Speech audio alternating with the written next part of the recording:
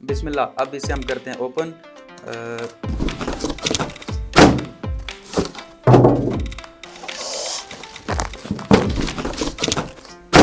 इसे बाद में ऑन करते हैं, ठीक है। अगर आप लोग अपने लिए कस्टम कंप्यूटर बनवाने वाले हैं, वो भी 4K वीडियो एडिटिंग के लिए, तो जनाब ये वीडियो आपके लिए ही है। अगर आप लोग फिल्म कंप्यूटर नहीं बनवाने वाले, तब भी ये वीडियो आपके लिए ही है, क्योंकि आपको इसमें पता चल जाएगा कि कस्टम कंप्यूटर बनवाते वक्त आपको किन किन चीजों को माइंड में रखना होता है, कौन कौन सी चीजें जरूरी होती हैं, कौन कौन सी चीजें लगवानी और कौन सी नहीं लगवानी। तो मैं शर्त लगा के कहता हूँ कि अगर आप ये पूरा वीडियो ध्यान लगा के देख लेते हो, आपको चीजों की समझ आ जाती है, तो आप लोगों के साथ कोई भी बंदा फ्रॉड नहीं कर सकेगा कंप्यूटर बनवाते वक्त। तो जनाब मजीद टाइम ज़ाया नहीं करते और सीधा चलते हैं कंप्यूटर शॉप पे, बाकी की बातें आपके साथ वहां पे करते हैं।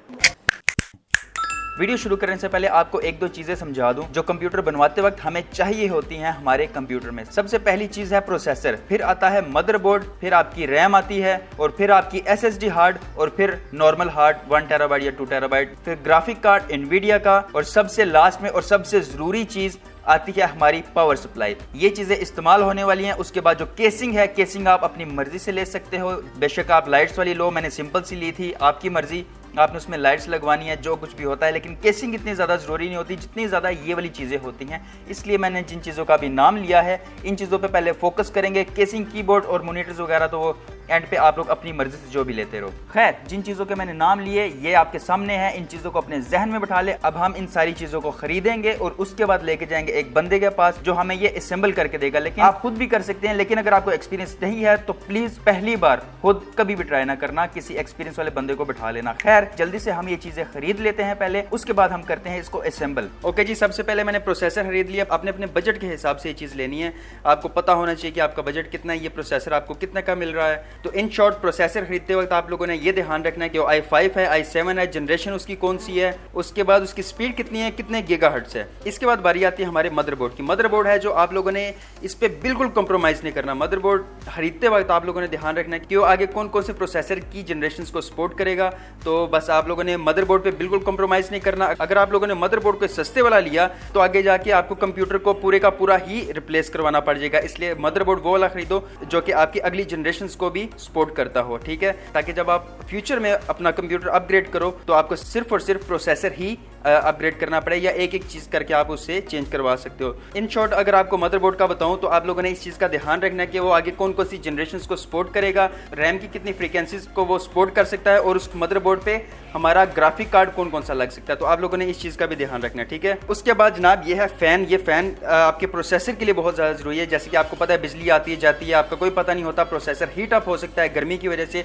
तो अगर आप 2-4 हज़ार रुपये एक्स्ट्रा लगा लेते हो तो आपका कोई फालतू कुछ भी नहीं जाएगा। लेकिन क्या है कि ये आपका कंप्यूटर है जो वो सेव कर देगा, ये आपके प्रोसेसर को ठंडा रखता है बेसिकली। तो इन शॉर्ट आप लोगों को ये लगवा लेना चाहिए ताकि आपका जो प्रोसेसर है वो सेफ रहे। और ये रही हमारे पास रैम। इसकी फ्रीक्वेंसीज देख लो कि कौन सी है। सिंपल अल्फाज में अगर आपको बताऊं, 16 ले लो, 32 ले लो, DDR4 ले लो, 3 ले लो, लेकिन आपके पैसों पे डिपेंड है। रैम आप लोग बाद में अपग्रेड करवा सकते हो, उसका इतना बड़ा इशू नहीं है। लेकिन क्या है कि आप लोग अगर कम से कम 16 रखोगे और DDR4 रखोगे, आम अल्फाज में बताऊं तो ये आपके लिए ज़्यादा आसानी हो जाएगी, आपका कंप्यूटर फास्ट हो जाएगा। तो ये रही हमारी SSD ड्राइव। SSD ड्राइव का ये है कि आप लोगों के पास ये ज़रूरी होनी चाहिए। ये ज़रूरी इसलिए है कि आप लोग अपनी C ड्राइव में अपनी एप्लीकेशंस, अपने प्रोग्राम सारे इसमें कर सकते हो। जब आपके पास बाद में पैसे आए तो आप लोग अपनी दूसरी ड्राइव अपग्रेड कर सकते हो या उसमें ऐड करवा सकते हो। लेकिन शुरू में आप लोगों ने अपनी SSD ड्राइव लाजमी रखवानी है। सो बेसिकली इसकी रीड एंड राइट जो स्पीड है वो आम हार्ड से ज़्यादा होती है, तो इसलिए आप समझ लें कि कितनी ज़्यादा ज़रूरी है। और ये रही आपकी नॉर्मल हार्ड। आप 1 टेराबाइट लो, 2 टेराबाइट लो, लेकिन एक चीज़ आप लोगों ने ध्यान रखनी है कि क्या करना है कि इसकी वारंटी वाली लेनी है। आपका डाटा बहुत ज़्यादा ज़रूरी चीज़ है इसमें, तो आपने इस हार्ड पे कंप्रोमाइज़ नहीं करना, अच्छे वाली हार्ड ही लेनी है ताकि आपका डाटा है जो इन फ्यूचर आपका डाटा ज़ाया ना हो जाए। तो ये लेते वक्त आपने ध्यान रखनी है अच्छी कंपनी की आपने ही हार्ड खरीदनी है। और अब ये रहा हमारा ग्राफिक कार्ड। ग्राफिक कार्ड आप लोग 4 GB का लो, 8 GB का लो, 12 GB का लो, जो भी लो, लेकिन ग्राफिक कार्ड बहुत ज़्यादा ज़रूरी है। ये आपकी कंप्यूटर की स्पीड, ग्राफिक्स, आपकी हर चीज़ जो है उसकी परफॉर्मेंस डबल हो जाती है। तो इसलिए कार्ड बहुत ज़्यादा ज़रूरी है। बेशक 1050 लगवाओ 4 GB का, बेशक आप 1650 लगवाओ, लेकिन कम से कम अगर आप 4K वीडियो एडिटिंग कर रहे हो तो 1050 तो कम से कम आपको लगवाना ही चाहिए ताकि आपको स्मूथ आप कम भी लगवा सकते हो, लेकिन यहाँ पे आपके बजट पे डिपेंड करता है कि आपके पास कितने पैसे हैं। उस अपने पैसों के हिसाब से ही आप लोग अपना ग्राफिक कार्ड खरीद सकते हो। तो मैंने 4 GB का 1050 खरीदा, तो आप लोग अपने बजट के हिसाब से जो भी खरीदना चाहो वो खरीद सकते हो। अब बारी आती है हमारी पावर सप्लाई की। पावर सप्लाई पे भी जैसे मैंने आपको बताया कि मदरबोर्ड पे अगर आपने कॉम्प्रोमाइज़ नहीं करना तो आपने पावर सप्लाई पे भी कॉम्प्रोमाइज़ नहीं करना।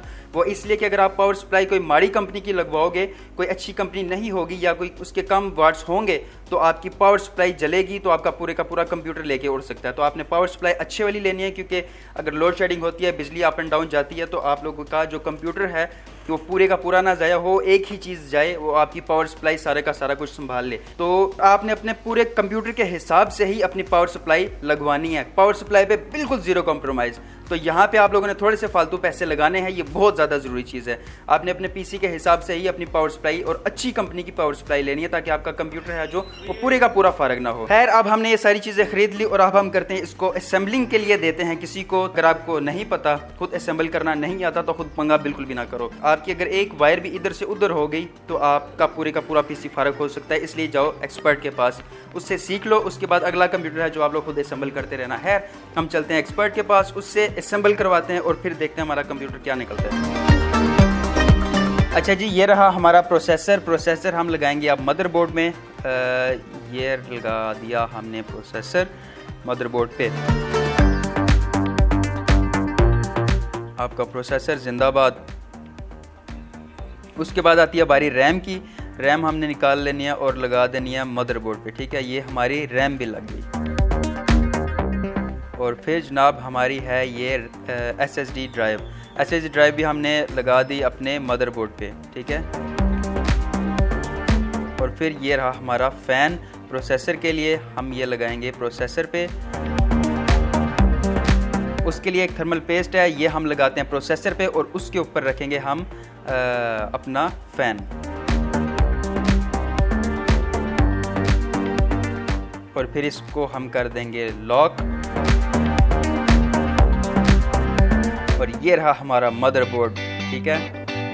अब बारी आती हमारी केसिंग की। केसिंग आप अपनी मर्ज़ी से कोई सी भी ले सकते हैं, लाजमी नहीं कि आपने शशके वाली लाइट्स वाली केसिंग लेनी है। आप अपने बजट के हिसाब से केसिंग लो, उसके बाद अपना मदरबोर्ड उठाओ और केसिंग में फिट कर दो, ठीक है, कुछ इस तरह से। जिस तरह मैंने केसिंग का बताया, केसिंग इतनी ज़्यादा ज़रूरी नहीं होती, कंप्यूटर ज़रूरी होता है। जो इसके अंदर वाली चीज़ें हैं, वो वाली चीज़ें ले लो। उसके बाद आप लोग 1-2 साल बाद अपनी अच्छी वाली केसिंग ले सकते हो, महंगे वाली केसिंग ले सकते हो, तो वो बाद में आप अपग्रेड करवा सकते हो अपनी, ठीक है। फिर बारी आती है हमारी पावर सप्लाई की। पावर सप्लाई निकालेंगे और फिर हम पावर सप्लाई लगाएंगे। और फिर हम सारी की सारी जितनी भी तारें थी उनको शॉर्ट कर देंगे, ताकि कोई भी तार आगे पीछे ना निकली हुई हो, कोई भी स्पार्किंग ना हो। और ये रही हमारी हार्ड ड्राइव। अब हमने अपनी हार्ड ड्राइव को लगाना है अपने कंप्यूटर में, और ये हार्ड ड्राइव भी हमने लगा दी। फिर बारी आती है हमारे कंप्यूटर की जान की, मतलब ग्राफिक कार्ड की। ग्राफिक कार्ड हमने निकाला और इसको लगाएंगे अपने मदरबोर्ड पे। और ये हमारा ग्राफिक कार्ड लग चुका है अब। और उसके बाद अपना कंप्यूटर वहीं पे ऑन करें इसको बंद करने से पहले, और चेक करें कि आपकी एक एक चीज़ चल रही है या नहीं चल रही। वहाँ पे उन्हीं के मॉनिटर पे चेक करें, कार्ड, रैम, हर चीज़, जो कुछ भी आपने लगवाया है वो हर चीज़ अच्छी तरीके से काम कर रही है या नहीं कर रही है। कंप्यूटर घर लेके जाने से पहले वहाँ पे ही अपनी एक एक चीज़ चेक कर लें कि हर चीज़ चल रही थी या नहीं थी चल रही। ठीक हो गया। और ये रहा हमारा पीसी। ठीक हो गया, ये ऑन हो गया, हर चीज़ परफेक्टली चल रही है, आप चेक कर सकते हैं। 10700 है, ठीक है। उसके बाद 16 GB रैम 3200 मेगाहर्ट्ज़। उसके बाद XVG की गेमिंग S50 लाइट SSD आपकी, ठीक है। ये हमारी USB है। ये आपका कार्ड आ गया GTX 1050 Ti 4 GB। उसके बाद बारी आती है मॉनिटर की। तो मॉनिटर आप अपने बजट के हिसाब से जो भी लो, लेकिन एक चीज़ आप लोगों ने ध्यान रखनी है कि आपने जो भी मॉनिटर लिया उसको वहीं पे ही खोलो, चेक करो, ताकि वहाँ पे ही जो कुछ भी है हमें नज़र आ जाए। घर लेके आएंगे, उसको ऑन करेंगे, अगर कोई मसला या कोई डॉट निकल आता है तो वो कभी भी वापस नहीं होगा। तो इसलिए आपने इसको ध्यान रखना है, ठीक है, ख़रीदते वक्त। तो जनाब ये वीडियो बनाने का मकसद मेरा ये नहीं था कि आप लोगों को बताऊं कि मैंने कौन सा कंप्यूटर बनवाया। मेरा मकसद ये था कि आप लोगों को पता हो कि आप लोग अपना कंप्यूटर किस तरह से बनवा सकते हो। जो मैंने चीज़ें, जो मॉडल्स मैंने इस्तेमाल किए, हो सकता है आप वो मॉडल्स इस्तेमाल ना करो, हो सकता है आपको उन प्राइसेस पे भी वो चीज़ें ना मिले, इसलिए मैंने आपको प्राइसेस रेट्स नहीं बताए। लेकिन आप लोग क्या करो, अपनी मार्केट रिसर्च खुद करो। आपको पता होना चाहिए प्रोसेसर कितने का आएगा, मदरबोर्ड कितने का आएगा, फैन कितने का आएगा, SSD हार्ड, आपका कार्ड, कितने की चीज़ें आएंगी। तो जब अपना PC बनवाओगे तो मार्केट रिसर्च कर लेना, उनके रेट्स आपको कोई ज़्यादा ना लगा रहा हो तो उनके मॉडल्स का भी मार्केट रिसर्च कर लेना कि कोई 2 नंबर की चीज़ ना दे रहा हो, ठीक है। अपने किसी बड़े या किसी एक्सपीरियंस वाले बंदे को साथ रख लो तो वो ज़्यादा बेहतर है। अदरवाइज आपको इन चीज़ों का पता चल गया, खुद जाओ इंटरनेट पे और अपने पैसों के हिसाब से, अपने बजट के हिसाब से अपना वीडियो एडिटिंग के लिए कंप्यूटर बनवा लो। तो अगर आपको इन सारी चीज़ों का पता होगा, इनकी नॉलेज होगी, तो आपके साथ कोई भी बंदा फ्रॉड नहीं कर सकेगा। मेरा मकसद बस इतना ही था कि आपके साथ कोई फ्रॉड ना करे। तो जनाब वीडियो पसंद आने की सूरत में लाइक और सब्सक्राइब का बटन जरूर प्रेस कर दें। अगर आपको आती है वीडियो ज़्यादा पसंद तो दोस्तों के साथ शेयर भी कर दें, उससे मेरा हौसला बढ़ेगा और मैं मज़ीद ज़्यादा वीडियोज़ बनाऊँगा।